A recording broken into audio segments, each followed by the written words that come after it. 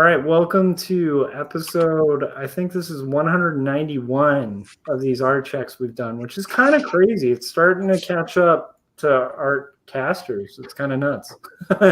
We will prevail. I know. Does that mean we got to do art casters twice a week or something? Yeah, that's true. Catch up again, just to keep it ahead. So if you guys are tuning in for the first time, this is the 48-hour art check where we just kind of do a check-in every other day, basically, throughout the week to make sure that we're all kind of working on our personal projects. We're all making progress. We do it by asking 3 questions, which we'll get into. But if you're joining us for the first time, welcome. And thanks, you guys. Also, if you joined us like last few weeks, you probably haven't seen me. I've been out of commission. I got strep throat. It's like having a 6-year-old is like having a ticking time bomb for different diseases and sicknesses that they're going to get at school. Like the second your kid starts school, you think, oh, that'll be great because you get like, no, it's the second they get to school, they just start picking up all sorts of stuff that they bring home and passes around the house like crazy. So anyhow, thanks to you guys for holding it down while I was gone too. All right, well, should we get into it? Yeah, you missed me just ranting. I'm gonna actually because I have some inking to do tonight before going to bed because I got to catch up for a lot of time where I was literally just like out, and the whole family was sick, which you guys know how that goes. But when the whole family's sick, it's like everybody's kind of doing the little they can and then just laying around like, but anyhow, but that didn't get in a lot of art time. So I want to catch up. So tonight I'll probably listen to that rant. You'll keep me company. I'm excited. I like angry Corey. Maybe we can bring some of that out tonight. While we talk politics, let the teas stay with us. Okay. All right. So what all did you get done, Corey? Let's see. So I got a couple things. I'll talk about a few of these in my challenges portion, but I did a few illustrations and I was playing with some different just playing with some different things. And then I put that on a different illustration. And then I also, if I can do this, let's see. Oh, shoot. I think I have to do it. So I did a few of those things. And then I'm partway through something I might show later, which is I'm just rendering out a bunch of scenes for this animation. So, but I forgot to share that part of my screen. So I love the Illuminati stuff, and I love that Victor said you were a madman without me keeping you in check. Yeah, I think that's probably pretty accurate. So here's some stuff there. Oh, cool. Yeah, so if you look, you can see the fingers kind of bend as they go down, and then I've got like a wide shot. I should have set this up beforehand. So you got a wide shot where the glasses like turn on. So you can see like there's like reflections. This is all like super slow-mo because my computer's freaking out. That's okay. Here's a long shot. So this is just kind of like a parallax. Ooh, parallax shot. So it's not quite set up correctly, but I'm hoping it moves quick enough that people don't notice that the chair is like sliding across the room. So good though. Yeah, and so that's kind of and then we've got our Evangelion shot here that I've been playing with, and so he like comes in and please tell. Yeah, I was when you said Evangelion, I'm like, please tell me his hands are gonna do a little. That's amazing. They kind of move. Yeah, Corey just did a straight anime villain. That's amazing. So anyway, so that's what I've been working on mainly. That's awesome. Those Illuminati themed icons are pretty awesome too. It's just great. It's fun. I'm loving seeing it. Thanks. Man, pretty productive, man. I mean, I've been out for a week, so it seems like rocketed amounts of work. I did probably 85% of that since Thursday. So wow. Yeah, and I'll talk about that during challenges. All right, Scott, what'd you get done? So yeah, I've been kind of trying to get back into the groove. I'm kind of in a situation now where like one of my income streams, the major one, is kind of up in the air. So where I was kind of just taking it easy and everything, and just basically being a little complacent, and not working so much on all the other like passive income and my digital products and stuff. I'm like, oh, I better get back on the ball on that stuff. So basically I've what all have I done? So I've been working on, I set up like a Teespring shop, because YouTube has the little, they have like this, I guess it's called a merch shelf that works with Teespring. Oh, really? Yeah, I think you need a certain number of subscribers. Oh, yeah. It's probably like 10,000. But you can, because it's kind of cool, because I pulled all the t-shirts and stuff off my site. They weren't really selling, and it the way Squarespace that hosts my website, it costs a lot extra to integrate with Printful. Yeah. But I'm thinking that I might be able to sell more t-shirts with this YouTube merch shelf, because I get a lot of views on my videos. So whereas not everyone's going to go like directly to my website and everything like that. So I'm just curious as to how that'll work. But and it didn't take too long to set it up, because I already had all the artwork and all the descriptions and everything through my Printful, and the format seems to work the same. Okay. So I did do that. It does. I guess it takes a little while for it to show up, but I think I integrated that. And I set up, a number of t-shirts and stuff. So, and I've got some ideas for some new t-shirts. So I've been working on that stuff. What else have I been doing? I did some quotes for some possible client work. I did the video as usual. I always do my videos, but I also got another, except for some B-roll that I got to shoot, I got another one of my comic maker, or what am I calling that? The Making Comics 101 series that's going to start early next year. So I've got about 4 of those. So I want like a month's worth. So that plus each one has like a bonus video attached to it. So hopefully I'll get all that done. Keep us in the loop on the Teespring thing too, because it's kind of a new thing, and I think you're right. Like, you have such a large YouTube audience, like being able to directly market with a product. Yeah, I'll see how that goes.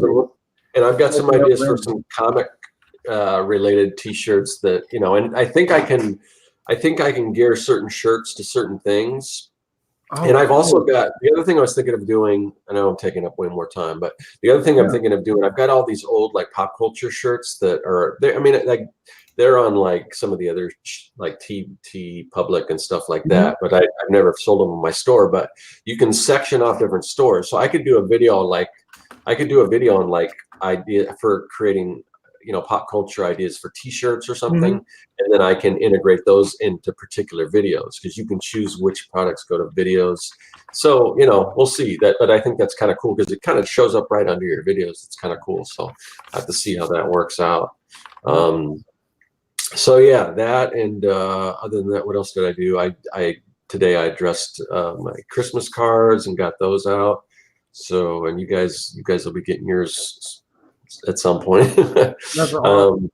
But yeah, so I feel like I'm kind of back into things right now. I'm working on getting another font ready. I'm composing emails to contact some people with some things that, some partnerships and things like that. So yeah, I've just been kind of getting it back into the back of the swing of things after kind of taking a break and doing some home improvements and stuff, which there's still stuff I want to kind of do, but I might do that on the weekend or something. I love it. That's really cool. Sounds like you got a lot done, and it's back on the horse, which is cool. So, yeah. All right. I got. Let me see if I can throw this up there. So I have this done. The Tide pencils for this page. So now it's ready to ink. And then the cool thing is, once I'm done with this, it's just a matter of author page. Possibly a table of contents. I don't think it'll need it because it's only like 100 pages, but inside matter and stuff. So this will be all the interior pretty much done for the book, which is kind of exciting. So I just have to ink it and keep that ball rolling and not let like the momentum die on it, right? So that's kind of one of the things. And let me see if I can find. Well. Anyhow, I'll get into other stuff in a little bit, but yeah, that's what I managed to get done after recovering from strep throat. I agree with Victor here. He says that design would look cool on the back of a playing card. Yeah. Oh yeah. It is kind of have that vibe too. Yeah. I am kind of into that sort of. I'd love to do a card set. That might be a nice. Like little side project between books, like maybe doing a playing card deck, trying to kickstart it, because I love that. I've had a couple of friends do like artisanal, like I don't know if artisanal is the right word, but like really designery versions of playing cards. And I think that's a great challenge for a designer. I'd love to do that. Yeah. So and there's a pretty interested market in that as well, I feel like. Mm-hmm. And I'd love to design a game board too. We've talked to people who do game boards, and also I used to do game board design at an education company that I used to work for. And so like, I don't know. It's fun when you think about like those little like spaghetti at the wall projects, Yeah. But yeah. Cool. So challenges. Yeah. So there is cool. There's so much stuff happening at work that I can't even talk about. It's crazy. So that's insane. And yeah, I can't say anything. So so there's that. And then also I have been in the longest slump, just like a funk. Like I think it might have been over a week where I kept trying to make stuff happen and just failing miserably at this thing. Like I just wasn't getting anything. I wasn't able to finish anything. Anyway, it was just very frustrating. And then finally, like Saturday night at like 12:30 a.m., I was just like, screw this. And so then I knocked out like 1.5 of those illustrations. I finished the other half of it Sunday morning, and then I got that illustration that I was working on rigged up, and then by Sunday night I had gotten 3 of the 5 scenes rigged and rendered, and so it's kind of like this burst of productivity, but it has been just a rough week and a half. I mean, yeah, for a number of reasons, but it's been really frustrating because I'm getting home and I'm just blocked, like creatively blocked, progress blocked, motivation blocked. And that's like making everything worse because I'm doing all this stuff and I'm trying to do it and I'm not getting anywhere. And normally like finishing things or making progress on things helps relieve the pressure of like the day. Yeah. And so it's just been like building and it's been horrible. Yeah. Yeah. So no, I've been there. I think I might be slightly close to there, which makes sense because we're always usually about the same. Right. It's weird. Across state lines, we always seem to kind of have similar struggles. Yeah. What about you, Scott? Like, what are your kind of challenges? So challenges. I've been having challenges filming videos because my dog just. That's a great challenge. I mean, I don't know. I'm trying to figure out what to do because she's usually like, she doesn't like bark at that many things. Like you can see I'm talking right now, I'm fine. She doesn't come up here and bark. But whenever I go into that closet where I shoot my videos and I sit down and I start talking, she just comes in there and just barks at me and barks at me and barks at me. And then, or she just, or if she's not barking, then she kind of moves around because I got the like camera set outside the door and everything. And she'll kind of come around and you'll see her tail in the background, you know. But here's fine, but you know, I'm trying to create this illusion with this underground lair and everything. So I don't know if I'm gonna have to make her part of it, like put a little hard hat on her or something. Yeah, get like a little evil henchman like outfit for her and put it on. And you know, I mean, I could. And if I put her outside the bedroom and close the door, then she sits there and whines. So the only other thing I can think I could do, and I may need to get a new doggy door because right now my doggy doors doesn't have I don't have the little thing that slides in to lock her out. Because I think if I put her outside, she'd be okay. So I try to time it. You know, the last time I took her out on a walk to the dog park. I mean, it's a good 3-mile walk, and then she goes and plays with dogs. And I figured by the time I got back, she'd be fine. But I don't know. Because it's just I start and then it's just like, you know, so that's right now that's one of the major challenges is trying to figure out time to film my videos where she's not going to sit there and bark at me. I think in the meantime you got to do a bunch of like you need to do just a video that's just all outtakes. I've done on my page, I had a couple where she kind of interrupted me and I've got some more, but I had some requests to do some more bloopers, so I'll probably put that on my Patreon, but some of them I'm afraid to air because, like, I really, yeah. I mean, the language I use isn't I guess it's fine for Patreon because people are using that. But so there's that, and the other thing is, in editing my videos, I've kind of run into this problem. And I don't know what the deal is. And now Corey and I kind of have pretty much the same computer. I don't know if he knows anything about this. If so, maybe I'll talk to him after the show. But is that weird warning that keeps coming up?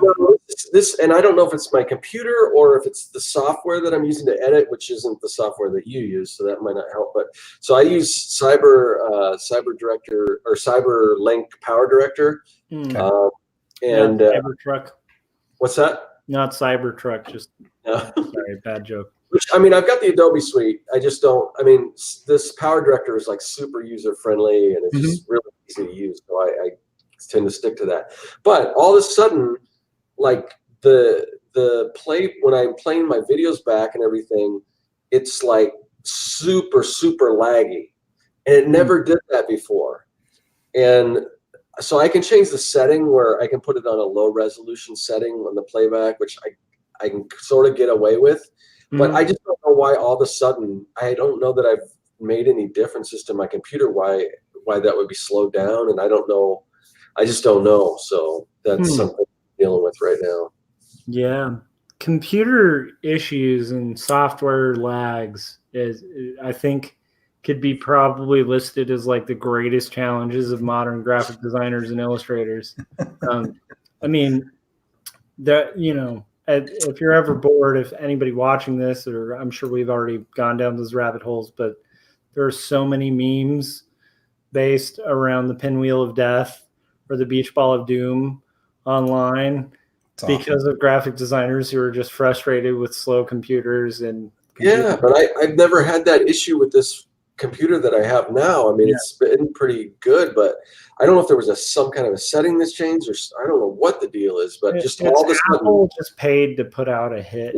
I don't have Apple. Just because I can't blame Apple for this. I can blame Apple for my iPad problems. But, well, no, what I'm saying is like they know you switched, so they're paying. Oh yeah.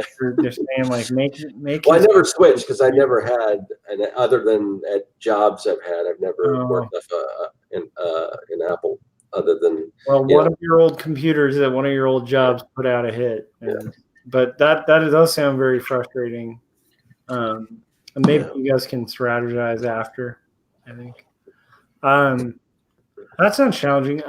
So my challenge this last week has been being utterly sick, and then being out, and then very similar to Corey's story, there's some stuff I can talk about because at my day job that all kind of sprung up whilst I was gone, and now I'm dealing with.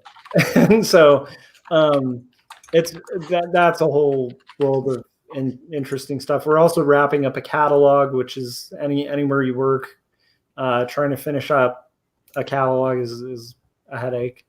And so it's kind of gunning time at work. It's not as stressful as it's been in the past, which makes me feel good about like stuff I put in place to kind of make it better, more streamlined. But still, like the brain is not 100% there. And so like just trying to get back in the flow of creating work. I haven't even been able to get back into working out yet. So that's the whole thing, because I couldn't work out because that would just exacerbate the problem. So that's always a problem with the working out stuff. And it just kind of it's like your wheels are moving and it's just like a big, stick in the spoke. But the topic we're going to be talking about actually has a little bit to do with me being reinvigorated this week. So we'll get into that. But yeah, so many teasers. Yeah, I know. I'm loving it. I'm trying. You're supposed to tease, right? You mentioned working out. I forgot to mention that I started putting books in a backpack while I'm doing pull-ups now. That is awesome. I can do 2 at this point. I can do 12 or 4 with weights. Yeah, I've been doing the just the dumbbell free weights, and I got this weekend I got all, because I got this Bowflex from my dad, but it was missing. I told you before it was missing a bench, so I made a bench for it. So then I found the instructions and I figured out how to rig all the little pulleys and everything up. So I got all that, and then I realized it's missing the hand, like the hand pull thing. So, but there's tons of them online, so I just have to order some. But that's hilarious. Once I get that going, I think, because I need to imagine that moment of seeing the hand things after all that. Because I wanted to start doing it because I need to start working like my abs out, because I've just been doing like mostly chest stuff and like on the rowing machine and everything. So, but nice. I love it. Yeah, I just need to get back in. So with that, but obviously with like being sick and stuff, but hoping to kind of get back on the train.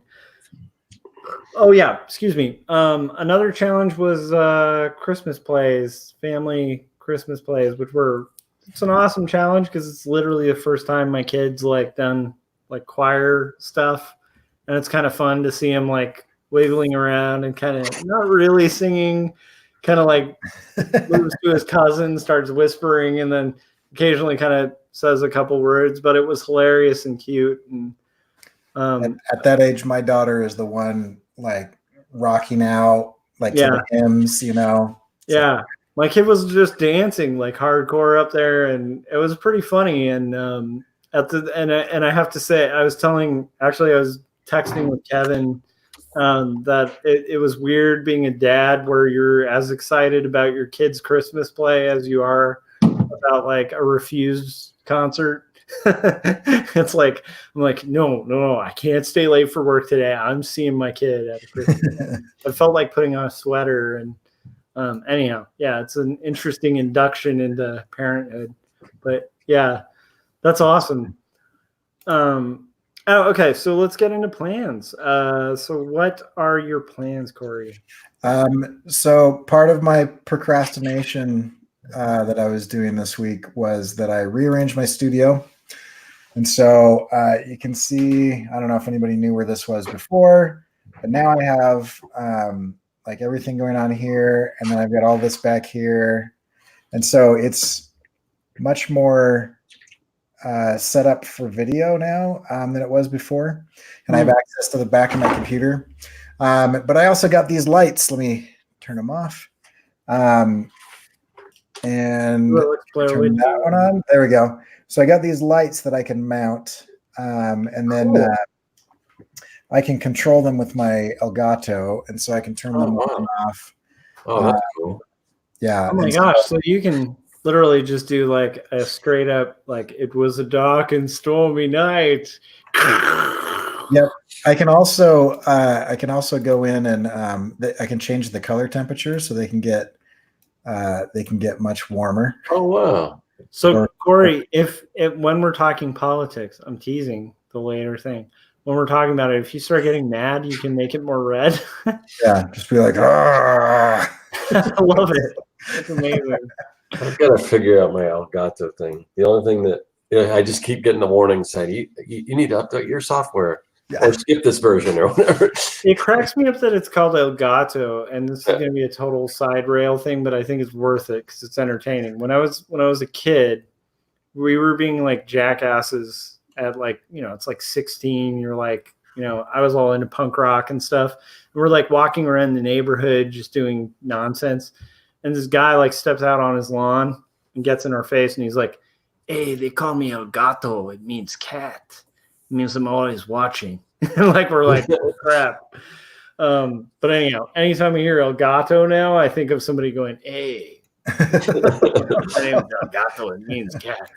But anyhow, yeah, that is pretty amazing, dude. So you got an El Gato set up with your lighting. Okay. Right. So my plan is I'm going to dial that in, and I'm going to finish up this animation, and I'm going to make up for the last week and a half. So instead of posting once or twice a week on Instagram, like my plan was, I'm going to post 3 times in 72 hours. So, dude, hardcore. Might be too hardcore, but that's very cool. We'll see. I don't know. Okay, ride that line. Don't overdo it. Don't pass the line. And I forgot to mention, I got rejected on another one. So I'm up to 9 rejections, and I got selected on another one as well. And one of the ones is mad at me because I'm not going to their country to be there reviewing. And I was like, I really want to. If you will fly me there, then I will do it. And they were like, why won't you come? And I'm like, because it's a 2.5 minute short. I'm not going to spend $3,000. I spent $130. Is there a prize for the cost of the plane ticket? Because in that case, I will be there. Right. Anyway. Whew. Yeah. That's cool, though. It's a good problem to have. Cool. Scott, plans. Just going to keep rolling on all this stuff. Let's see. I'm going to go to my Trello board real quick, see what it says. So, I got to work some more of my videos for my, my Making Comics 101 thing. Probably going to do like a kind of like I don't know if I had to do that this week, but I've got to do a sort of a planning for 2020 video. I usually do one of those where I kind of revisit my past year and what plans I'm going to make for the next one. Right. I'm going to keep working on these fonts. I'm going to work on I got to work on some of the Japanese version of the Comic Maker toolkit. Just a bunch of stuff. I got a laundry list of things, but I'm just ticking away at stuff. So cool. Carve away at it. How about you, Josh? All right, so my plan is to start the inks. I think I should be like through at least kind of 2 panels worth, so like maybe like a third of it by Wednesday. It might get complicated because I have a Christmas party at my work, but I'm going to try. I'm going to try really hard to hit that because I want to keep momentum going, and that's pretty much my plan. All right. Yeah. So we are about to announce the topic. We're trying to get back into the podcasting thing. Trigger warning. It is. Yes, trigger warning on this one because we're going to do politics. So the question we want you guys to answer in the chat, and then we'll pull up your answers once we're doing this. Oh no, where'd it go? There it is. Is do you talk openly about politics online? That's our question as artists, as creators, as whomever. Do you do that? So We'll be back momentarily with your answers and our thoughts. I got really radio DJ-y there for a second.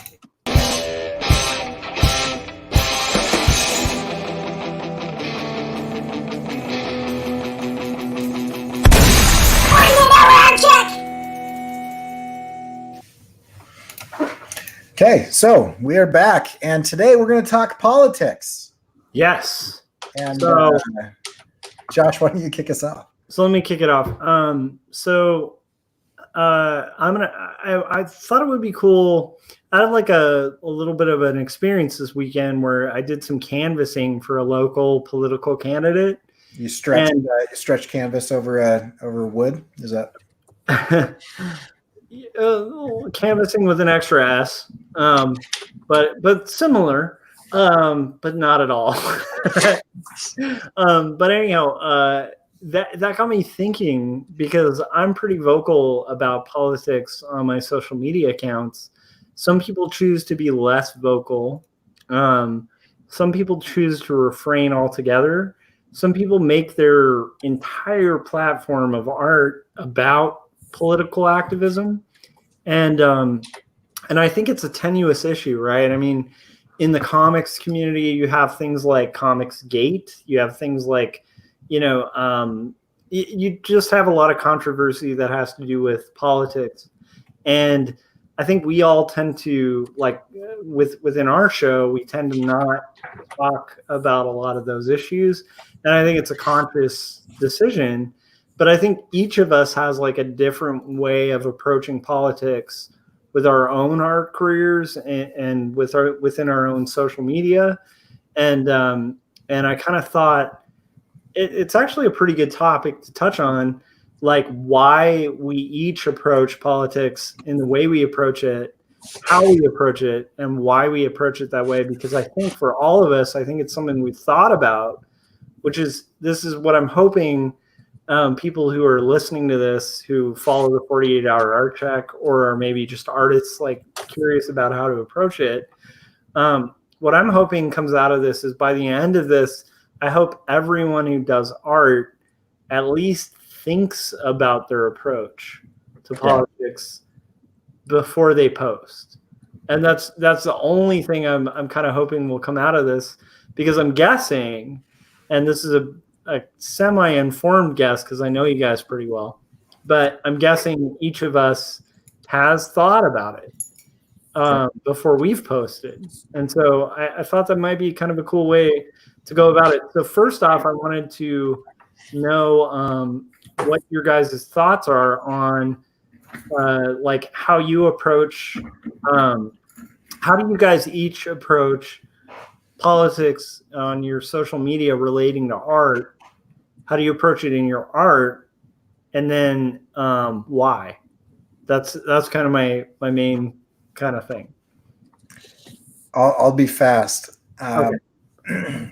I think people that have followed me on Twitter and YouTube would say that I am political online, and I think that I am intentionally not political online. So I do not, I go out of my way to not talk about politics, but I am very big on things that I don't find political. So I'm very big on injustice. I'm very big on freedom of speech. I'm very big on privacy. There are things that involve human beings that I don't find political. And I stay away from politics, but I don't shy away from truth and fairness. That's so loaded and interesting. Okay, you didn't get into why though. So why do you approach it the way you do? I approach it the way I do because I am more interested in bringing people together than I am being divisive. And I find that politics is a lot like professional sports. Yeah. Has always really confused me. People are way more interested in rooting for the logo and the colors than they are for the actual people or the policies. And so for example, in professional sports, and I'm going to tick off anybody who likes sports, but whatever. You're totally fine with a rapist as long as he's on your team and scoring well, or you are you love that guy as long as he's wearing the right colors. But if he switches teams and he starts wearing different colors, you hate that guy all of a sudden, and you love a new guy. And in essence, it comes down to what Jerry Seinfeld said, that it all comes down to the fact that you're rooting for laundry, and and people get very tribal without thinking when there's party politics, and so I stay away from that because I think it gets in the way of thinking. I think the world has been changed for the better and for the worse by political cartoons, by graphic novels, by cartoons, by television shows, by movies, by books. I think writers and artists and musicians have moved the world probably more than any politician in the history of the world. And I say that because you look at like Thomas Paine, who was a writer, and he just made a little pamphlet, what you might call a zine or a zine, and it started getting passed around, and people were reading it, and it incited a rebellion that overthrew one of the most powerful countries on the earth at the time. That had, and America had no right to do that. Like, by any stretch of the imagination, we should have lost that war any number of ways. But it was started by a writer. Started by artists, musicians. Yeah, I would say the same for like Frederick Douglass, right? Just tap on, but it's like, the autobiography of Frederick Douglass did more to end slavery than any revolt. And that was just a book. And I mean, keep in mind, there's action behind the book, but there was a book. Right. So, that's cool. That's interesting to hear. And so the reason why is I don't want people to be like, oh, he votes donkey or he votes elephant, and so I hate him automatically. I'd rather be like, let's sit down, get to know each other through the work. And you can think about things, because I'm talking about things that are largely apolitical. And if you knew that I was red or blue or whatever, then you might think, you might not listen to what I actually have to say. Yeah, and you've touched on some interesting things, so I want to dive into them. I'm totally comfortable right now. No, I know that. Comfortable at all. I know that. You and I like to get into hot stuff, but to me, one of my favorite things about what you're saying is you like the better side of politics, and you'll delve into that online. But when it comes to the red team, blue team stuff, you don't partake. But if it comes to like human rights, then you'll jump in. Right. And so I don't find human rights to be political. Well, here's the problem with politics, right? Politics are when you get 10 people in a room, and it's that instantly when you have human beings with differing viewpoints, you have politics. Like, that's the nature of politics. The base side of politics, the worst side of politics, is what you're saying you refrain from online, which is the whole team-based thing, where it's like one of the things that cracks me up about sports, it's like, I'm for this because I'm in LA. Like, I'm for the Lakers, which, by the way, is a great team to be for if you're for, because they win a lot, right? So it's fun to be from, I'm in LA County, so I should support the Lakers, right? But if I get a draft pick from Cleveland, I don't care as long as they're making wins for LA. The second they're in Cleveland again, even if they're LA born and raised or whatever, and the sad thing is the trading in sports, it's not even really it has very little to do with your hometown and more to do with whatever money they got paid. Right. But people will still it's LA, I'm LA, this is this, or it was LA and I like their logo. And so that's a Raider. And even though it's Oakland now, and it wasn't Oakland originally, and it wasn't LA originally, or the Dodgers, I'm pro LA, but that was actually a New York team. But now that they're LA, LA Dodgers, it's it's an interesting thing when people are rooting for the thing just because that's our tribe, and rooting for the thing because like, hey, this isn't right, you know. And it's a fine balance. But I think that's an interesting way to parse it. One question before we go on, Scott. So when you're parsing it that way, is there a calculation relating to your art? And I don't mean like a dark calculation, just like an informed calculation relating to your art. Are you talking about what I create, or do I weigh in the balance the negative impact of going too far in an opinion? Exactly. Like more like the when you're weighing it, are you considering how it's going to be perceived by people who are checking it out? You know? Yes, I do. And so as far as what I make, I've always tried to make things that cause people to think. And I almost want to raise concern more than I want to give answers, because I think I largely believe that people are intelligent. Yeah. People think through things, and I have trust in kind of human beings in general. And so I like to raise questions. Yeah. And so I'm not too concerned about that, because in the work that I produce, I think it raises a lot of questions, and it gets a lot of conversations started. I love that. In whether or not I decide to come out and support a particular candidate or platform or anything along those lines, I typically don't do that, because I find that to be if people are honest with themselves, they will lead themselves to something that they feel is right that way. And if they're not honest with themselves, they're just going to vote RRD, you know, if their parents voted RRD or whatever.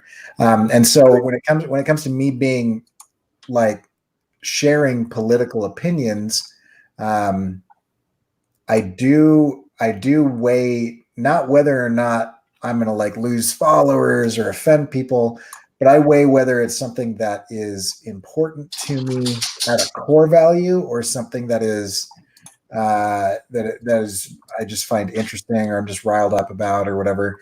Yeah. And so if it has to do with privacy concerns, or freedom, or injustice, I will speak out about that. If it's like, you know, something else, I can't think of any good examples of things I don't speak out on. But if it's religiously charged, or opinion based, and there's not really facts on either side, or I don't care about it that much, I don't care enough to stake my reputation on it, I usually don't. Yeah. I think there's a saying in business about picking the hill you want to die on. And, right. And it sounds like that's kind of the method. That's cool. Scott, your approach to politics, I have like 3 questions. It's basically like, how do you approach politics in your art? And then also, do you think politics have a place in your art? And then why? You know, those are kind of the 2. If I'm not I feel like I'm going to be. I know Corey said he was going to be super quick, and he wasn't. But I think I was fast, and then Josh pushed me. I'm going to push you. No, it's good, because you need to make up for the time that I'm going to be really short. Because I don't really get into politics. I mean, I have I have my own political leanings and everything like that. Yeah. But I don't really and it's nothing against people that do. Yeah. And a lot of the people that do political art, I do enjoy. Yeah. They talk, certain things, but for me, and just my brand, because my brand's all about kind of having fun, and it's whimsical, and it's it's tongue in cheek, and it's just I just don't really think politics fit into what I'm doing. Yeah. So I just don't mix it in. Plus, I don't want to alienate anyone. Yeah. So yeah, I mean, that's I don't know what else to say other than that. I just no, I think that's good. So I'm gonna do the same kind of follow-up. Yeah. With Corey. Like, why do you feel like it's better to kind of refrain from it? And I think you kind of touched on it, but I want to hear a little more in depth on that. Yeah, I don't know. Plus, it just, I don't want to argue with people. I mean, Perfect. It's a perfect answer. It's like, and I for a while I was consuming a lot of like political stuff, whether on YouTube or whatever. And honestly, right now I'm just like, at least it hasn't been a long time, but the last couple of weeks I've tried to avoid a lot of that. Yeah. It's because I've kind of got this, kind of battling with myself because in some ways, I mean, I don't think you should hide your head in the sand with whatever's going on if you disagree with it or anything like that. But on the other hand, I find I'm a lot happier when I'm not worried about politics. So it's a constant battle with me. I mean, I in some ways I feel like I need to be an activist, and I need to kind of step up for the things that I believe in. And then the other, and in some ways it's just like, it just, it just drives me crazy, and it just makes me unhappy, and it makes me upset, and I just, so. Yeah. And what's weird though is like I kind of feel like it fits our brands. I don't know if that makes sense, but it's like, you think about like Scott's brand, right? It's like, what does politics have to do with like robots, aliens, zombies, and other imminent threats to humanity? Yeah, unless you're talking about wanting to take over the world, and if you want to equate that to like an oligarchy or something like that. The point but is, again, it's all like tongue in cheek, and it's like, that's the point. Is like, I think your art, and I think your kind of brand is more like lighthearted, like B-movie. And I don't mean in a bad way, like the best way. Yeah. Like B-movie, like have fun, and also like very like all ages. Like you don't tend to do stuff that's not all ages. It's not for kids though. It's not for kids. No, not for kids. I'm just kidding. General mixed audiences, FTC. Yeah. General mixed audiences. We had an adult artist on the last Artcasters, and so I just want to point that out right here. We have no illusions to be speaking to children, but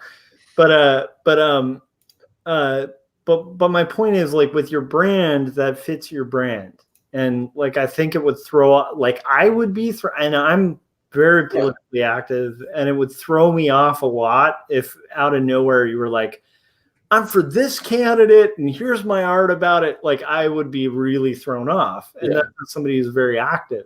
Like, and then I think Corey, I think of your brand, and it does bring up political things, but not heavy political things, more like ideas.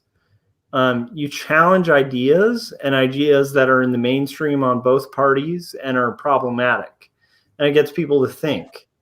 And I think if you got further than that, it might be a throw off. Like, you know what I mean? It just, it seems like the content speaks for itself. That's what I'm hoping. Same with Scott. Like, here's the thing. And I want to be really clear about this, because I feel like there's this misperception that, like, for instance, The Young and the Dead, there's politics in there. You have to look. You know what I mean? You have to look, but there's politics in everything. There's politics, but there's politics that are subtle politics that can, and I would actually make the argument, out of the three of us, maybe Scott might actually be making more of the needle move. Now I got to hear your reasoning for that. I'm curious. Well, and here's why is like, what's going to make the needle move more? Something that's all ages, that's about, hey, be decent to people. Like, don't be a dick. Right. Or like, there's crazy corruption, we got to pay attention, but we're not going to pick sides. Or like pick sides. I would actually say like that more subtle, just like like thinking about it, like children's books probably have the most impact on people's politics than anything. Just I'm just saying, on like on a level of like caring. Well, humanity, children are right? more impressionable. What's up? Children are more impressionable. Yeah, and I'm just saying, like, the subtlety of like a message that's just about humanity and about caring about other people is gonna, like, that speaks to almost everyone. Like But the more kind of universal stuff can actually move the needle more. Is my point. I don't know. What do you think, Corey? I was just making a giving tree joke because I don't know why we read that to children. Nice. So it's a dark book, and from a guy who's very political. Oh, whoa. Yeah. So Jeff Bezos defines brand as your brand is what people say about you when you're not in the room. I love it. And you brought up all ages stuff. Mr. Rogers is a really good example of this. Yeah. There are 3 ways to ultimate success. The first is to be kind. The second way is to be kind. The third way is to be kind. His brand was 100% like, let's live as if we're all neighbors. Let's enjoy this. Let's enjoy this world. Let's figure out ways to like process our emotions in a safe and healthy way.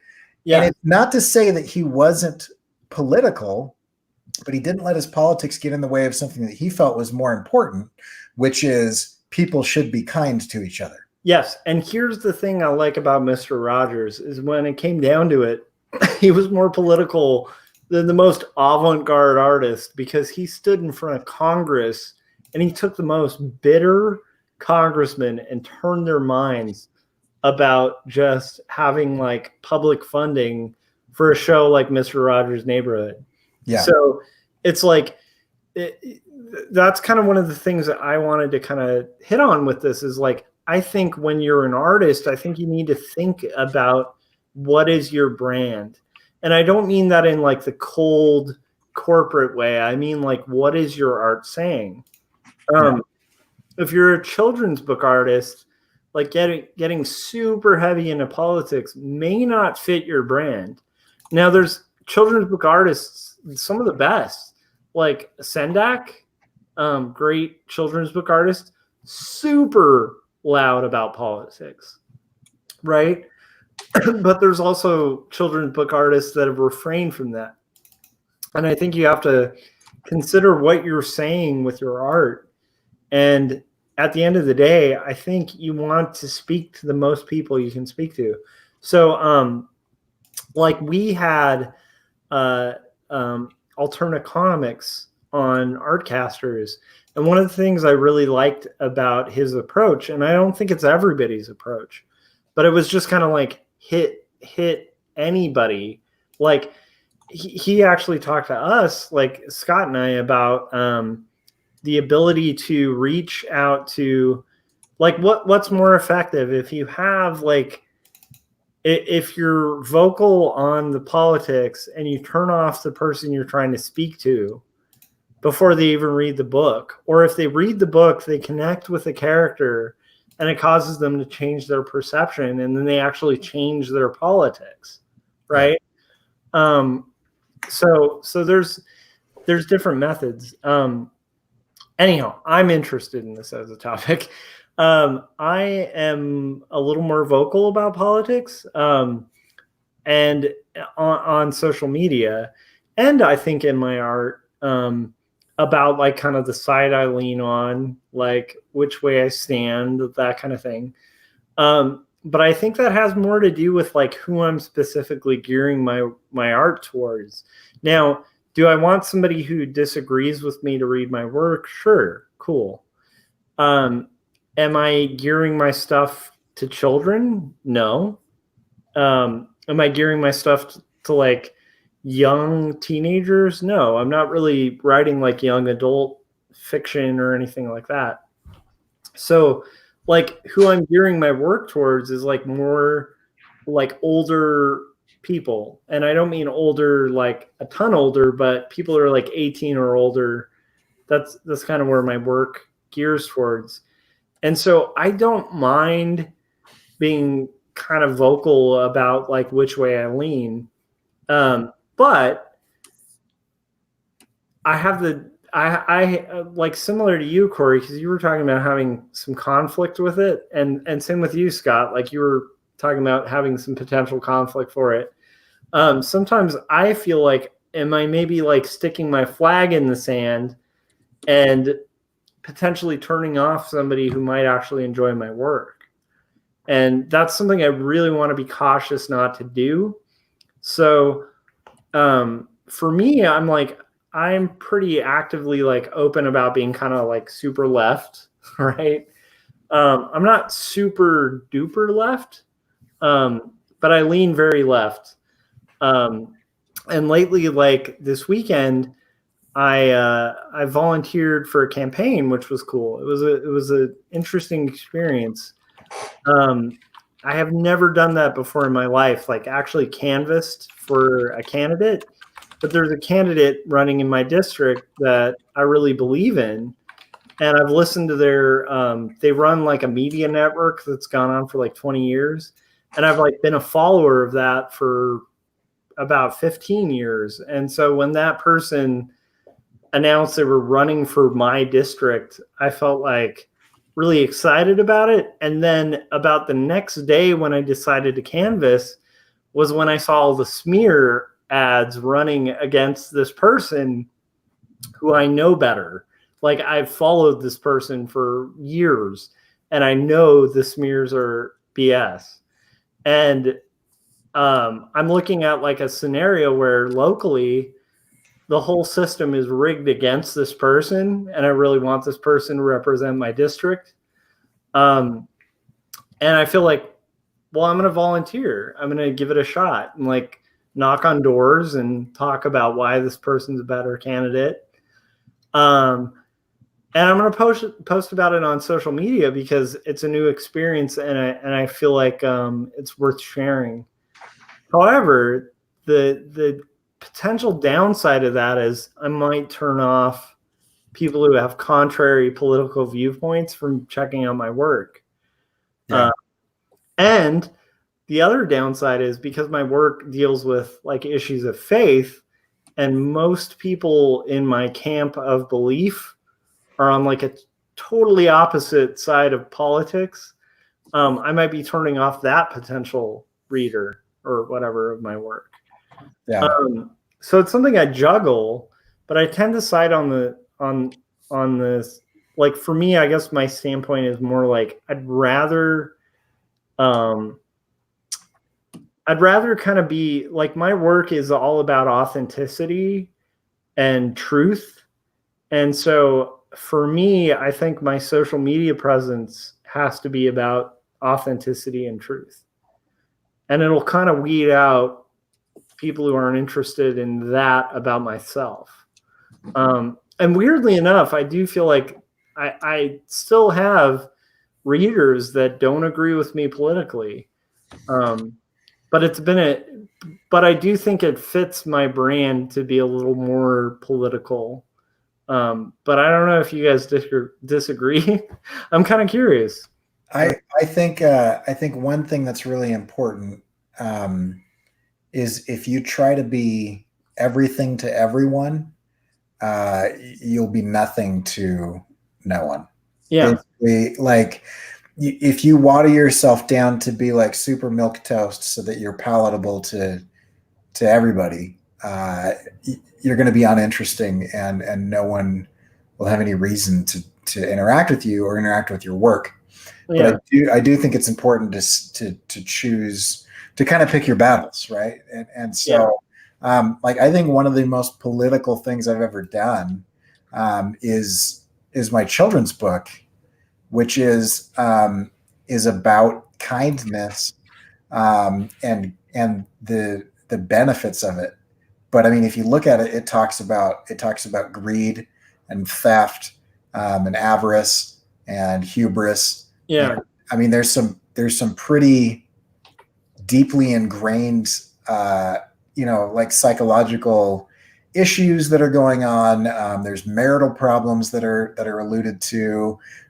You could even make allusions to refugees or minorities in the way that we should treat those that are different than us, or in class systems in the way that we should treat people who we have nothing to gain from, but are in a position of need.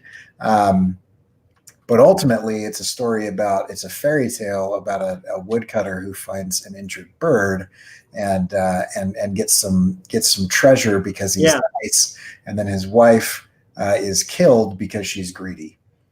And so all of that stuff is there, and I made sure to own it and not shy away from it at all. Yeah. But I also want to let the context of the story speak for itself and not shove those things down people's throats. So I'm like, and because of this, you should support Proposition ABC, or whatever, because I'm going to let people draw their own conclusions, and hopefully they look at that and they go, maybe I could be a little nicer. Maybe I could think about the homeless a little more. Maybe I could think about the vets or the injured or the, those that go without, or maybe I, climbing the corporate ladder, is something that is disingenuous to me as a person because I'm more into X, or whatever. And all of that I think is possible to get from that story, which is a fairy tale about, birds and magic and ancient Japan. And that's kind of why I like Rod Serling and Star Wars, and a lot of this stuff is like, it's interesting to see, like I'm raised on these stories of Spider-Man and the X-Men and the Jedi and all this stuff. And all of that made me want to be a good person. I wanted to do the right thing. I wanted to be heroic. I wanted to do things that were right, even when it was hard. Yeah. Because I read stories about people that did things that were right, even when it was hard. Even though they were in tights or had, laser swords that didn't make sense, or, whatever, like, but no one came out and said like, you should vote Republican or you should vote Democrat or whatever. Like, that was beside the point. No, I mean, like I think about growing up, and it's like one of my early examples, like outside of family and people, and stuff, was like of morality was Spider-Man. And like, it was a very connectable story and very much based about, responsibility and great power. And also like about the idea of like being an outcast, yet kind of taking like the upper hand and kind of making the right decisions. And also about kind of having humor in like pressured situations. And like a lot of like really powerful messages that could therefore like later on in life inform politics, but weren't at the time like on the nose, like, oh, this is about libertarianism or about, being like a liberal or whatever, whatever would be like the on the nose way of talking about those kind of issues. And I do kind of, that goes back to why I was saying maybe out of the three of us, like Scott might actually be the strongest, like political spokesman of all of us as an artist. But I also do feel like fitting our brands, I do think we've calculated, and not in like a dark way, just in an intelligent way. Like, I think before you do anything as an artist, you should have intention. And I think intention really defines what people get from your art. So if you don't have intention when you're making something, a lot of the time people might not get what you're intending, right? Yeah. If you go forward with your art intentionally, I think it can kind of inform the way you approach politics in your art. And I can kind of think of like an artist like Ted Rall, who's like got a very political standpoint. Their art is very political, versus an artist like the guy who created Scott Pilgrim. I'm gonna blank out on his name. What's his name? I can see his Twitter avatar in my mind. Anyhow, two different intentions, right? Politically. Brian Lee O'Malley. Brian Lee O'Malley. Thank you. I did it bookshelf. Two totally different intentions, but potentially the same outcome. I guess my point is, I think the way you approach politics and art should be something to think about. And I would also say the people you're going to alienate through your art should be something you're going to think about. Are those people you want to lose? Are those people you want to alienate? And I mean, that's also comes back to the intention thing, because you could alienate people you had no intention of alienating. Right. And I think there's some of that that's completely out of your control as a creator. I've seen online storms built around like cartoons that I don't think had any intention of kind of creating those storms. Right. I don't think, I think they were just more focused on like creating a compelling story, and then people read more into it than was there and just kind of freaked out about it. But I also think there's sometimes where you want to draw a line in the sand and be like, look, this is what my art is for, Mouse is not written for Nazis. Right? So if you're a Nazi, I'm sorry, you probably aren't going to like Mouse by Art Spiegelman. I think there's a line in the sand drawn there, right? But I think that's the thing, is you want to think about what line you're drawing in the sand and like where that line should be. And I think it differentiates based on each artist. Yeah. Yeah. I was showing an example as you were talking of, I think, something that probably could hurt my online presence. And this is one where I was kind of interested in. I got very fired up as I did the other day with Scott on the art check about something that's going on with it, and it's with a government agency and the way that they're dealing with something. And I wrote a very long Twitter rant about it, and then I turned that into like an animation. I think it's probably one of the most boring things that I've done. Like, from the standpoint of entertainment, it is just very boring. And so I wonder about that. I don't know. I don't know what will bear fruit. I have had people reach out to me about this piece specifically, and say, you're doing good work. You're saying important things. I appreciate it. And I also wonder how many people, are going to see this and be like, I wish that guy would just shut up, and just draw pretty pictures. And I don't know. Though, like who is a content creator? Like, in all honesty, right or left, who's a content creator who is for what the FCC is doing with YouTube? Like, is there anyone on that side? I will tell you.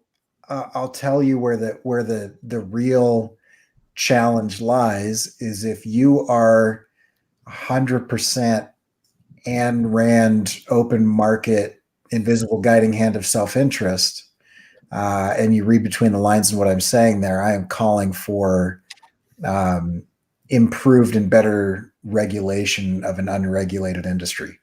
And a lot of people have the stance of I want absolutely zero regulation on anything, and that's when we have a truly free market. Yeah. And I do actually believe that regulation does get in the way of things. I don't want to get political here, but that one to me, because I was actually calling for political action in legislation and lobbying for something that would regulate an entire industry that's unregulated right now. Yeah. I'm still a little uncomfortable with that. I'm very comfortable with what I said, or I would have taken it down and not done it. I do believe that very strongly, but at the same time, I wonder, is that a hill that I'm willing to die on? Like, is that fight worth turning somebody off to something that might be more important, like having empathy for other human beings, which I find very strongly. But I feel like that's the hard part, right? Because it feels like those two are pretty connected in that specific point. I think the empathy for other human beings and then like what you're talking about are pretty hand in hand.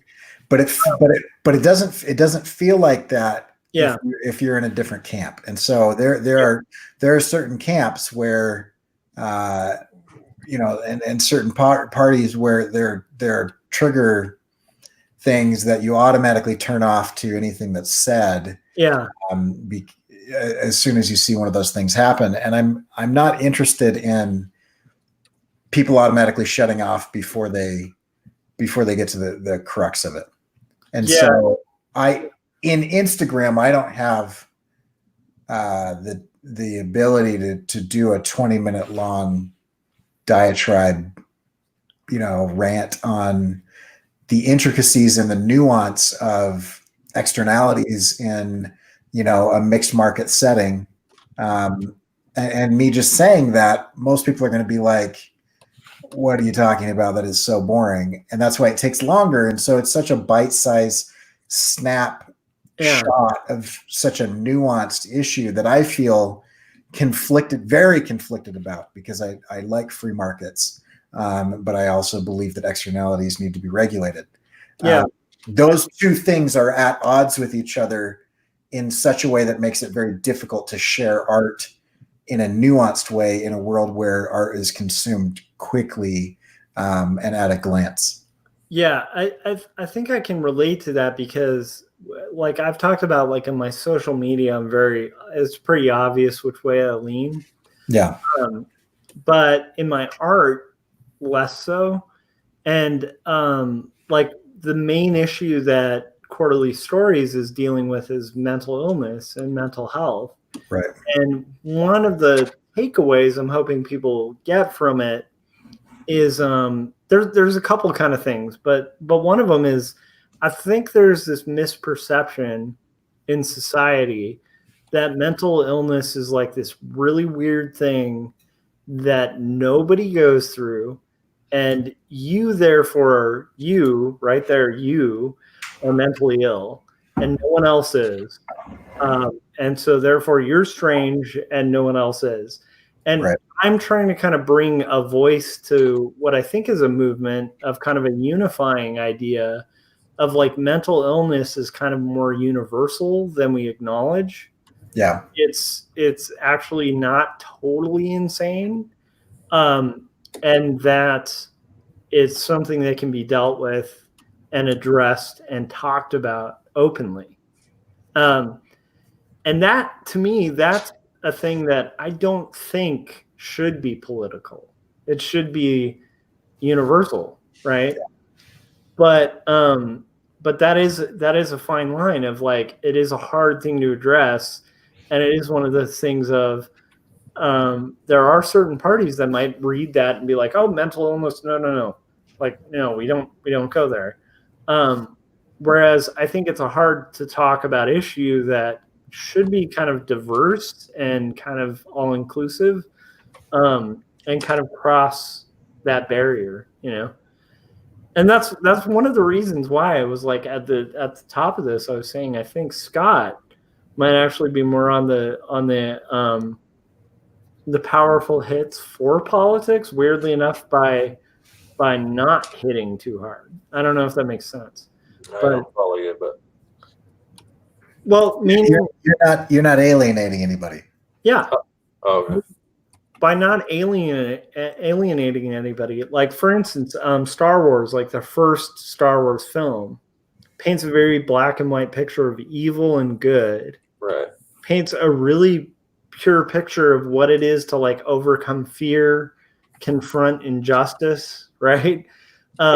there's some heavy topics, but they're done in such a way that like whatever way you politically lean, you could enjoy it, right?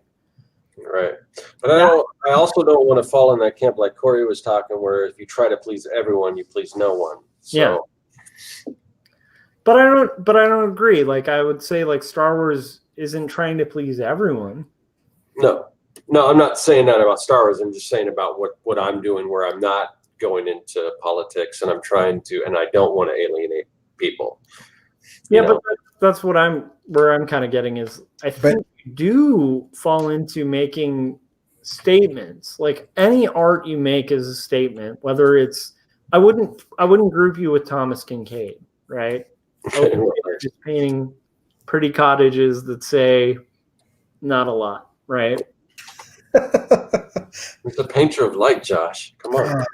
That's true. He does display light very well. Scott, you are very pro science. Yeah, which can be science, maybe. No, but in that you're using pseudoscience as a vehicle to promote scientific discovery and science. I've watched some of the things that you've done where you're getting into scientific heroes of yours, and you're going into Beekman and a lot of the kids shows, and they are Mr. Wizard and all those guys.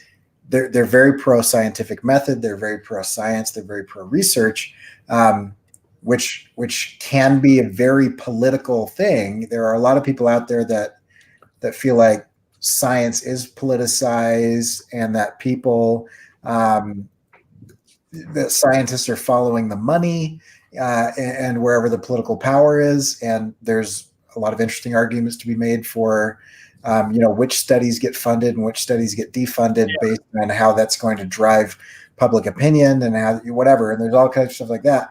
But I do think that in a very subtle way, being pro science through the mad scientist vibe is political, but it'd be pretty hard for somebody to come after you and say, you're a liberal or you're a conservative or you're a whatever, because it's like, I'm just about having fun and I'm about learning things and I'm about discovery and the scientific method. But I do feel like it is a fairly political message to some. Yeah. So I guess my point is, is kind of all things are political, whether you like it or not. Like if whatever statement you make, like the second there are more than two people involved, it's political. Like, and then after that, it's literally just about how heavy or subtle the politics are. And my point was, I think it might, if you're like aiming for like massive change, sometimes the most subtle thing, like we said it about Mr. Rogers, can be like the most powerful thing. Like, who do you think has politically impacted people for the better more, like Mr. Rogers or like some contentious political figure? I would say this is where you and I differ on the definition of politics, I think. And it's probably just semantics, but to me, politics is a derogatory term that gets in the way of intellectual discussion. Yeah, politics is marketing, and thinking and discussion and debate is something other than politics. Yeah. Well, to me, politics is any time you have to deal with a group versus a group.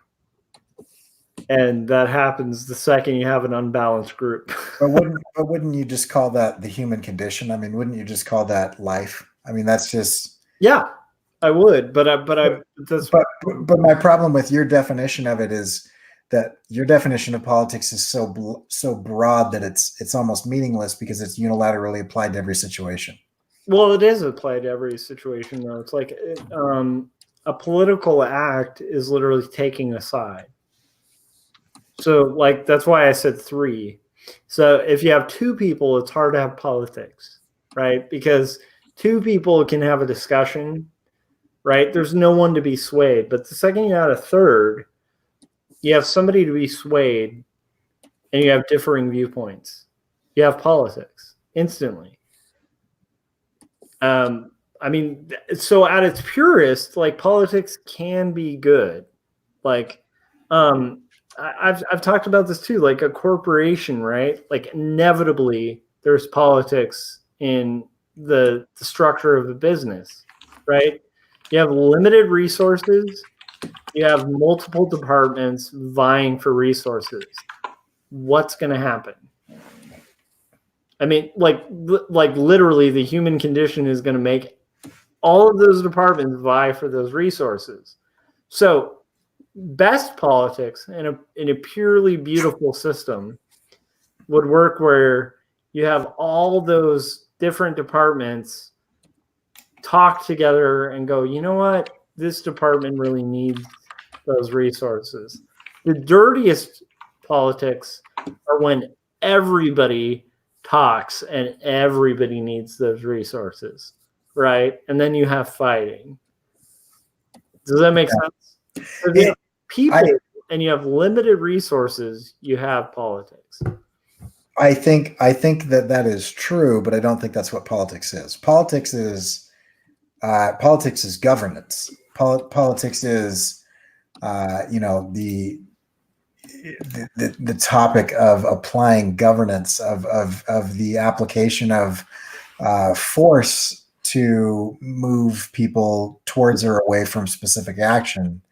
See, I'm such a jerk right now and just say, no, that's actually called governance. But if you okay, hold on, let's do this. Okay, governance, the action or manner of governing, right? Or sway or control. That's governance. That's that.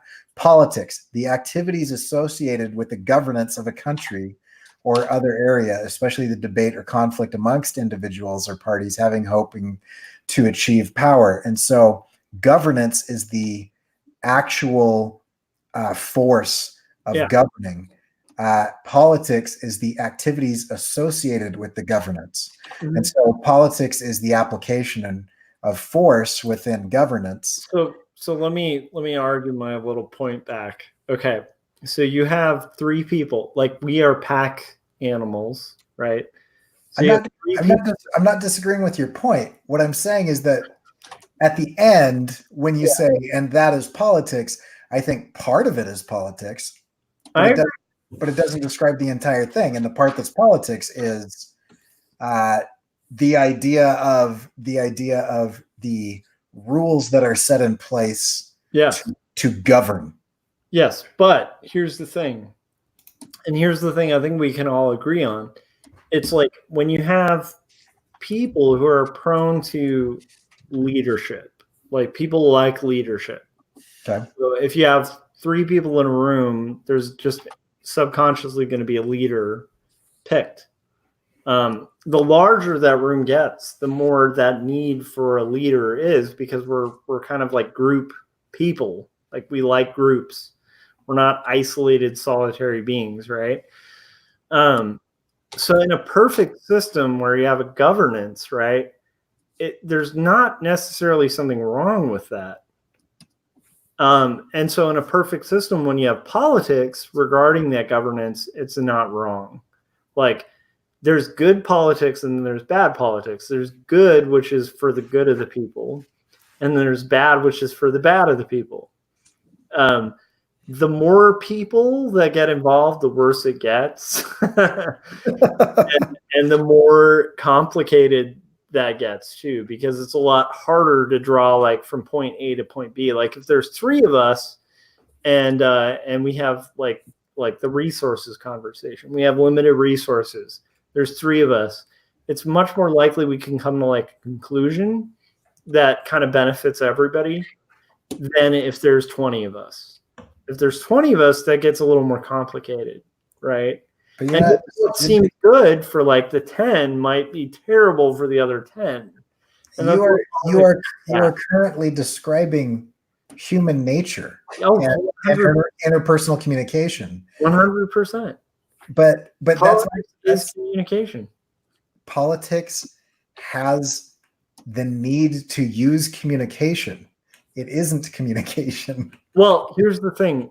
that I would argue. When you communicate, there are politics, inevitably. You can have, not inevitably, you can have political motives in your communication, but I don't think that it's an inevitable, that it's a given that all communication has some sort of ingrained politics, because I have a narrower view of politics than you do. But here's where I'm broadening it. And okay, so if inevitably in a group of people there is a governor, like there will be a leader, then anything said within that group of people affects that governor. So things that are said, whether intentional or not, are inevitably political. And that's my point. It's how broadly it's political, how blatantly and on the nose it's political. Except you're talking about persuasion and manipulation. You're talking about the application of force. Because wait. Neither definition from what you read had anything to do with force. They had to do with governorship. Right, but governing all comes. This is. I will get more political than I normally get online right now with this statement. I love it. Governing anything always comes down to the point of a gun. That is the end result of anything, is the application of force. Yeah, but is the application of force, does that precede or come after politics? It is the threat that comes with the communication of politics, and it is the result of pushing too hard or resisting too hard against those politics, if those politics have enough power to apply that force. So here's the thing. I don't believe that the government has the ability to reward anything. I believe that other institutions have the ability to reward and to offer incentive. The government can punish, or it can punish less. And if it punishes and then removes some of that punishment, it feels like a reward because there's less punishment. But the government only has the application of force. That's the only motivating factor that a governing body has.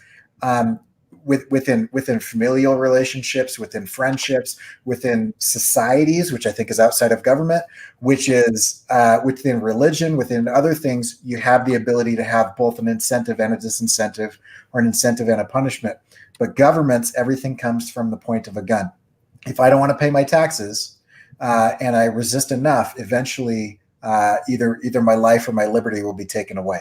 It all comes down to force. So here's a question, because government and governing are different, but yes, you're adding a new equation. In the scenario of like a group of three, yeah, right? You're in the wilderness. You all need to survive. You have three people. Right. One takes the lead. One may not even want to take the lead. Just sure. People will opt for one person to take the lead. Unless there are two people that want the lead. And if you take that to an extreme, eventually they will force one or the other to separate or kill each other. Politics is not defined by opposition, though. And that's what I'm getting at, is like the politics have to do with the communication for the governance. The contentious politics come with conflict. Right. And the politics do come with usually disagreement. Right. And human beings have disagreement, which creates conflict, which creates politics. It is like a microcosm kind of thing. But my point is, politics can be good. Like, for instance, like a political statement, if your wife tries on a dress and goes, "How do I look in this dress?" And they don't look so great in that dress. But this person, and you're like, you know what? They've had a bad day. I'm going to say, you look great in that dress. That's a political statement. What? We're getting way in the weeds here. No, that's politics, and that's politics for the good. Like, and that's probably politics for the good of that person too, because maybe that person didn't need to hear that, like, that dress didn't look so good. Like, but don't you think that saying that is politics is a fairly Machiavellian view of humanity? Because couldn't that just be your interpersonal relationship with that person. Or couldn't an interpersonal relationship with a person be politics? Only if it's manipulative. No, like there's nothing in that definition that said manipulation, and that's what I'm getting at. But if you're trying to govern someone, then you're trying to affect their actions, thoughts, and feelings. But governance isn't always negative. That's my point. Governance is always negative. If you're a manager and you have a team member who is exhausted and you choose to lighten their load a little bit that day, that's not a punishing thing. That's not a manipulative thing. That's a conscious decision based on empathy and knowing your own staff and knowing what they can handle for the day. And you lighten that person's load. You're assuming something that I didn't communicate well. Yeah. I don't think that the application of force is inherently negative. I don't think negative consequences or deterrence or punishments are evil. I think they can be. I think they're amoral until applied in certain situations. For example, I'm loving this conversation. It's going way too long, but I'm loving it. I hope people are still with us, and all of a sudden, as soon as we started arguing, the chat started lighting up. I do want to point out that Victor is right. You asked the impossible situation there. You never ask that question. You just get to the chopper. Get to the chopper. Okay, so I want to say California, that's a political statement saying that is. California likes to have governors who are active. I'll have to chew on this notion that government can only be absent or a level of hostile. I want to make sure that I'm clear. I'm saying that not necessarily hostile, but the application of force. And so here's what I'm saying. For example, as a society, we have decided that human life is worth something. And actually, that's kind of a political statement, depending on where and when you define human life or whatever. But I'm Roman and I'm pissed. Human life is worth something. So we have added the application of force as a deterrent to taking human life. So I cannot go out in society that has a government and just murder someone with impunity. There will be the application of force against me, and I'm aware of that. That is a net positive for the group. That's a net positive for those being governed, right? Theft. We use the application of force as a deterrent against behavior that we want to avoid. We use the removal of that deterrent for things that we want to promote. You want more kids? You get taxed less. Taxing, being taxed is you're taking something from me, and if I resist that, then I lose life or liberty, right? But if we want more families, if we want a population to continue, if we want the species to promulgate, we reward people who have families. And so we say, we will give you a tax credit, which is not a benefit. That is not an incentive. It is less punishment. We're going to punish you less if you do good behavior. We'll punish you more if you do bad behavior. So I'm not saying that the application of force is inherently bad or good, because it's very situational. But it is the only way that a government can control the populace. Okay, so I would disagree a little bit about. I think there is a reward element to groups of people and being in leadership of those groups of people. Inherent in the system, or because human beings incentivize each other through interpersonal communication? I think inherent in some of the systems. I think the problem is there's different systems of control. but I do think reward could actually be a part of it that have little to do with punishment. So a good example, let's say we're back to that 3 scenario, and we're all stuck in the wilderness, and I'm the best hunter or whatever, which would never happen. Out of the 3 of us, I'd be the worst. But I'm put my money on Scott being the best. I've collected a lot of elk, right? And you guys have collected less elk, but I've noticed that like Corey, you've really put in an extra effort today. So here, have some of my elk. Like that's a pure reward in a system that has little to do with punishment and has more to do with encouragement. And so that could be a governance, right? But that could be one of those rare scenarios where it's governance without and government without threat, and more with reward for kind of encouraging positive behavior. And I completely agree with you, although it immediately becomes a moot point as soon as you look at it at scale. And so because we no longer have a bartering system and currency has been introduced, the idea of debt and the idea of currency has removed direct bartering and everything. Now we're getting into economics. All right, let me say this. This is the type of thing that I don't like to discuss in public because of what people assume about the things that I'm saying. And I like having these discussions with you, Josh. I agree. And we'll have them one-on-one, but I like that we dipped into it a little bit, because I think if anything, we touched on the fact that politics are more tenuous than you can imagine as a person. Oh man, Gary, I want to dip into that, but I'm not going to. I don't want this to go all night. But agreed. But like one of the things that I think comes out of this though is, like, weirdly enough, like people can, and you'll see this online all the time, people will take like a Mo Willems children's book about like the pigeon needs to ride the bus and be like, he's a crazy, like whatever. And there's nothing there, but they put something there because they want it to kind of like not fit their political agenda. I like that. Thank you, Jay. We'll try. This is why none of us pretend to be political artists, though. I'm way too long-winded to be succinct enough to be a political artist. Yeah, honestly, I leave that to there's some guys in the NCS, New Yorker guys, they're just like poof, and it's like straight political and just very blatant and awesome. Yeah. I can't do that. But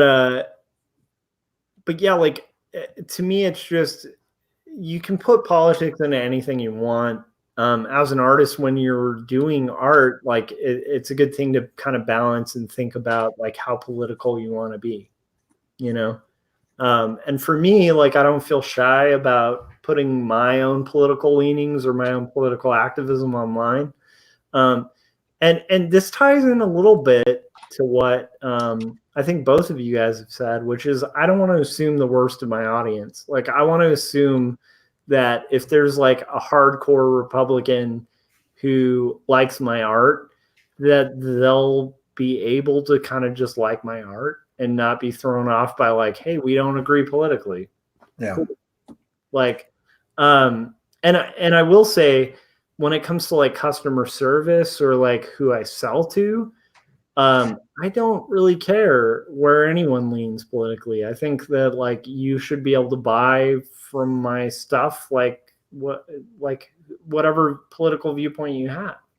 I'm not gonna kind of like put like a barricade on somebody because I'm like, oh, we don't agree, we're not voting for the same person, don't buy this. I'm not gonna do that. Yeah. So that's where I draw the line. I think we each have a different line, but I do think it's valuable to kind of think about the line and then also think about the fact that like there can be consequences to that line. So if you're like an artist out there who's like I keep bringing up Ted Rall. I like Ted Rall's work, but I don't go the Ted Rall route on my art. But if you're going to do that, it might actually make sense if you're making art that is blatantly on its face political. Otherwise, you know, I think it's worth considering like where you want to kind of end up on that line, you know? Yeah. I just realized something back to the actual topic that we were talking about of whether or not we're political online and when and why. I love it. That was your intention the whole time. Not really. I'm just kidding. I'm kidding. I realize that when I have the ability to express myself at length, I feel more comfortable because I feel like my opinions are nuanced. They're not black and white. I believe in nuance, and I believe in gray, and I believe in situations. And so in this situation, where we've been going for an hour and 40 minutes now, Yeah. I'm more comfortable with the nuance of that situation than I am in a tweet or a single image or something like that. And so I think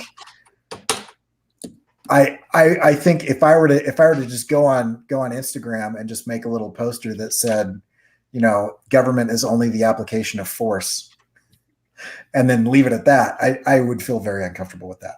But the fact that you let me ramble on for 10 minutes about it and then poked at it so that I could explain different aspects of how I feel about that, I feel way more comfortable about that. So I think it, just like everything else, I think it's situational as well. In a podcast, vlog, or something like that, I feel like that's somewhere where I feel more like I am willing to open up. Because and I feel like it also depends on the person, right? Because we're way more comfortable with each other. I don't think any of us would feel weird about sharing our own viewpoints with each other.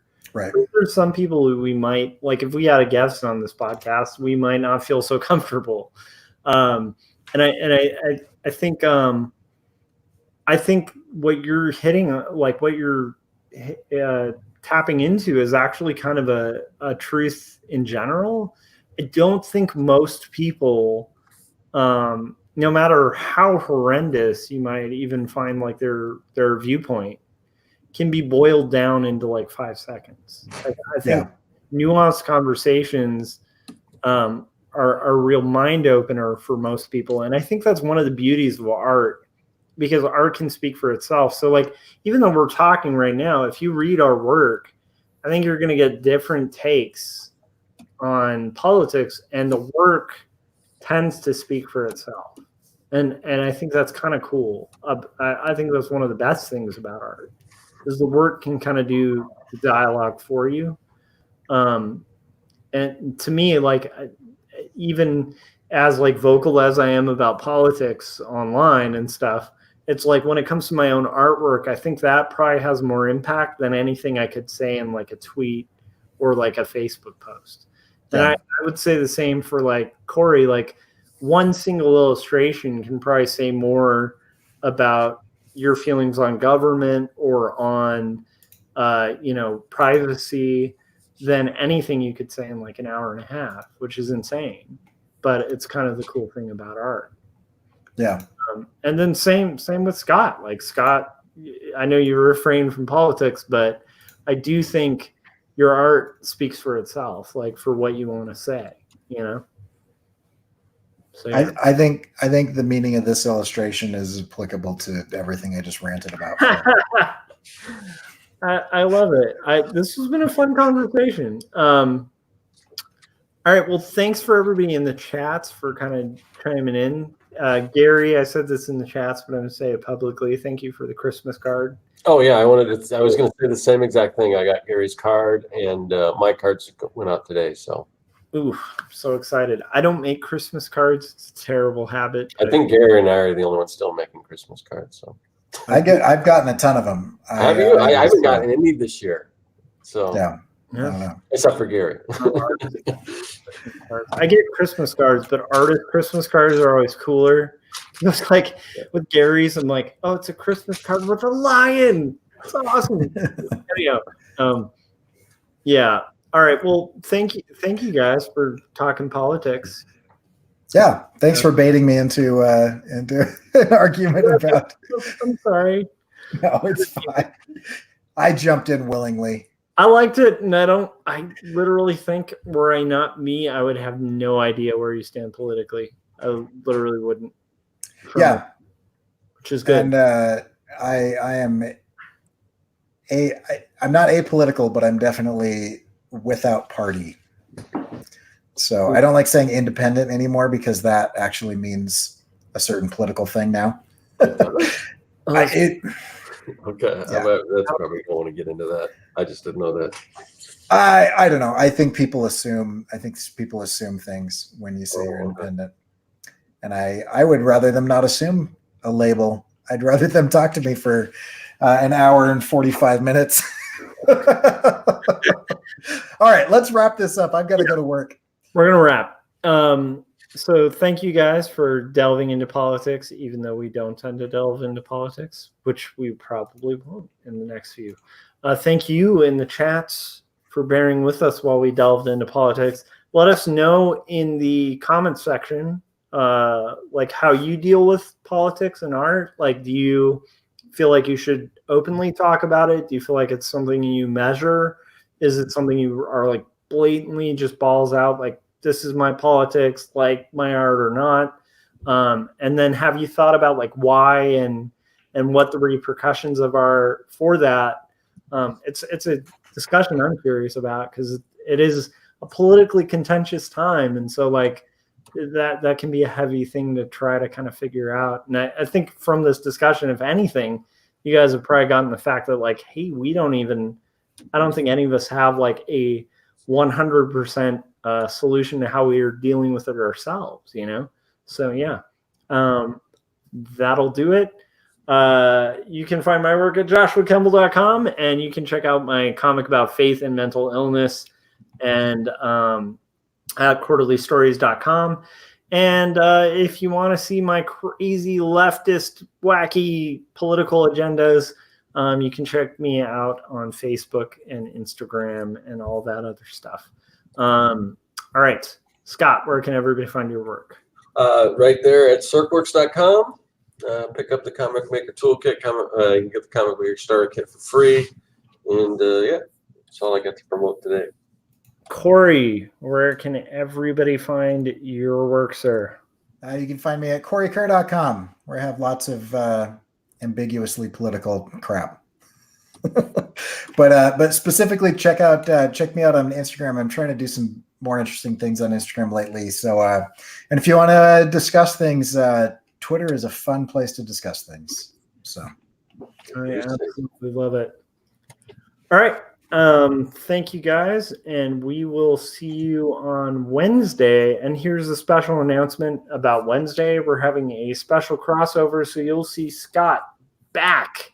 He's usually here on Mondays. He will be here on Wednesday on Corey's channel, I think. And we're going to do a little Artcasters and 48-hour art check crossover. And that is for very good reasons, having to do with Star Wars and the holidays. What better reasons? We didn't even get into Mandalorian, so we'll have to get into that next time. All right, we will see you guys next week.